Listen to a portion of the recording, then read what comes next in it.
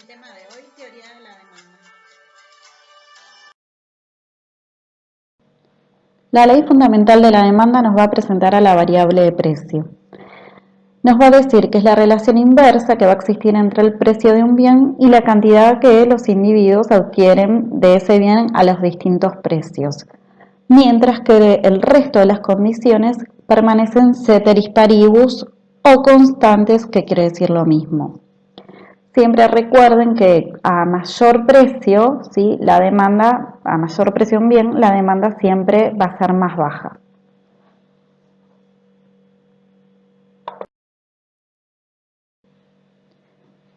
Cambios en la cantidad demandada o movimiento a lo largo de la curva de demanda. Los movimientos a lo largo de la curva de demanda, a diferencia de los desplazamientos, son las variaciones en la cantidad demandada por cambios en el precio de ese mismo bien, permaneciendo obviamente que constante el resto de las variables según los supuestos de ceteris paribus ya nombrado. Acá lo único que les está diciendo es la ley fundamental de la demanda. Cuando se está cumpliendo la ley fundamental de la demanda, es un movimiento a lo largo de la curva de demanda. Si aumenta el precio, voy a pasar del punto I al punto H, y si sigue aumentando el precio, pasaré al punto G, y si sigue aumentando el precio, pasaré al punto F. Como verán, a medida que voy escalando en los distintos puntos o en las distintas letras, la cantidad consumida o demandada es menor. En el punto I yo tengo que el precio era de 2 y mi cantidad demandada era de 10, y cuando aumentó el precio a 3 pasé a demandar una cantidad de 7. Cuando aumentó el precio en 5 pasé a demandar 4 unidades, y cuando aumentó el precio en 8 pasé a consumir 2 unidades. Acá podemos ver la relación inversa entre el precio y la cantidad. Aumenta el precio y disminuye la cantidad demandada.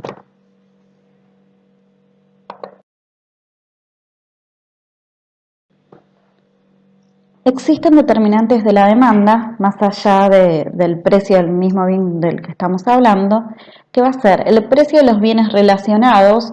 Cuando hablamos de bienes relacionados, hablamos de bienes sustitutos o de bienes complementarios, ¿sí? Recuerden que los bienes sustitutos van a ser aquellos que van a satisfacer la misma necesidad, pero obviamente tienen algunas características distintas. Los bienes complementarios van a ser aquellos que van a ser necesarios para que conjuntamente con el bien puedan satisfacer una misma necesidad. Otro de los determinantes va a ser el ingreso monetario de los individuos. Cuando hablamos de ingreso monetario de los individuos, vamos a tener que tener en cuenta el tema de los bienes inferiores y los bienes normales, que vamos a ver más adelante.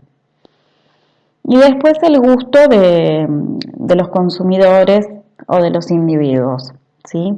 Los gustos o preferencias, es lo mismo.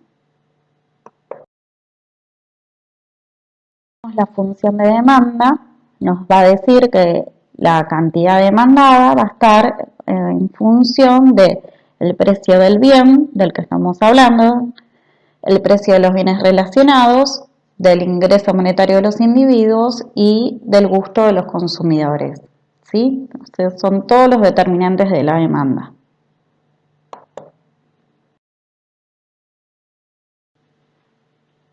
Así como vimos el movimiento a lo largo de la curva de demanda, tenemos que ver ahora el desplazamiento de la curva de demanda o cambios en la demanda.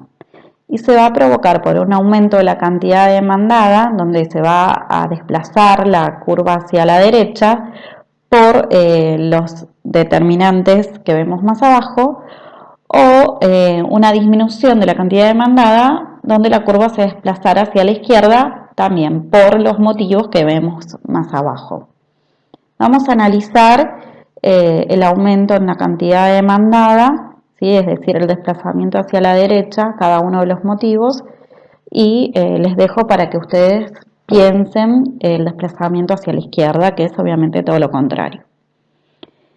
El primer motivo nos dice por cambio de los gustos o preferencias de los consumidores a favor del bien. ¿Por qué se desplaza hacia la derecha? Porque el precio, ¿sí?, de ese mismo bien no va a variar, sino que puede ser que el producto se haya puesto de moda, con lo cual a un mismo precio la gente va a decidir consumirlo más, ¿sí? Es decir, que no hubo un cambio de precio, sin embargo la gente aumentó su demanda, con lo cual la curva se tiene que desplazar hacia la derecha. Otro de los motivos es el aumento de los ingresos de los consumidores en bienes normales. Acuérdense que los bienes normales van a ser los bienes de primera necesidad y los bienes de lujo. Si yo tengo un aumento en mi ingreso, al mismo precio del bien, puedo consumir más unidad de bien, ¿sí? Es por esto.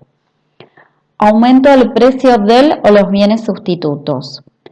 Cuando hay un aumento de precios en los bienes sustitutos de ese bien, ese bien va a sufrir un incremento en la demanda porque la población o los consumidores van a tender a elegir el producto que mantuvo el precio, ¿sí? Es decir, que si mi sustituto aumentó su precio, el consumidor va a tender a comprar más unidad de mi bien. Disminución del precio del o los bienes complementarios. Acuérdense que los bienes complementarios eran aquellos que yo necesitaba conjuntamente para poder satisfacer una necesidad. Y obviamente que si disminuye el precio de ese bien, lo que va a generar es un aumento en la demanda de ese bien, por ende también va a generar un aumento en la demanda del bien que estamos hablando, del complementario. Expectativas de aumento de precios. Esto es especulación absoluta. Si se piensa que va a aumentar en un tiempo corto el precio del producto, la gente va a tratar de consumir más cantidad de ese bien para ganarle un poco a esa inflación, por decirlo de algún modo. Es lo que suele ocurrir con los aumentos de nafta. Cuando se sabe que a los pocos días va a aumentar la nafta, no se sabe por qué, pero la gente sale corriendo a llenar el tanque del auto, ¿sí? Y bueno, se produce en ese momento un desplazamiento de la curva hacia la derecha. Y el último de los casos es la disminución de ingresos de los consumidores, pero solo para bienes inferiores, ¿sí? ¿Qué pasa? Si mi ingreso es menor, lo que va a aumentar va a ser la demanda de los bienes inferiores. Los bienes inferiores justamente van a ser aquellos que no llegan a ser bienes normales. Por ejemplo, se elige consumir margarina en vez de manteca, o se elige viajar en colectivo en vez de viajar en remis, taxi o Uber.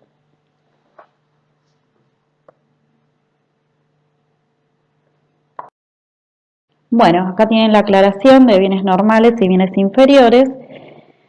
Los bienes normales van a ser aquellos cuya demanda aumenta cuando el nivel de ingresos de la población aumenta. Son los bienes de primera necesidad, los alimentos, la vestimenta y los bienes de lujo. Y los bienes inferiores o giffens son aquellos que la población consume debido a que su ingreso no le permite obtener otro tipo de bienes normales para satisfacer sus necesidades. Y los ejemplos claramente pueden ser los que nombramos anteriormente, el de la margarina con la manteca, el del colectivo con el taxi, etc.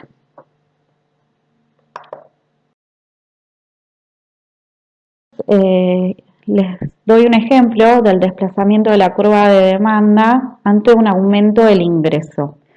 Fíjense, la demanda original del producto es la que está la línea en verde, se va a trasladar hacia la derecha para los bienes normales, es decir que si me aumenta mi ingreso, el consumo de los bienes normales al mismo precio de antes va a haber una mayor cantidad demandada, con lo cual se desplaza hacia la derecha.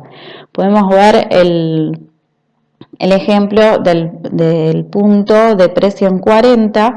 Fíjense que la cantidad demandada en la curva original era de 200 unidades y ante el aumento de ingreso aumentó la cantidad demandada a 350 más o menos, que viene a ser la curva celeste.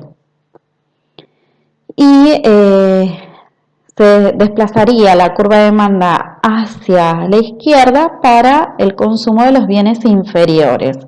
¿Por qué? Porque al aumentar mi ingreso yo decidí suplantar esos bienes inferiores por bienes normales. Entonces, fíjense que a un precio de 40, donde mi demanda era de 200, pasé a consumir de esos bienes inferiores más o menos 80 unidades. Está por debajo de las 100 unidades.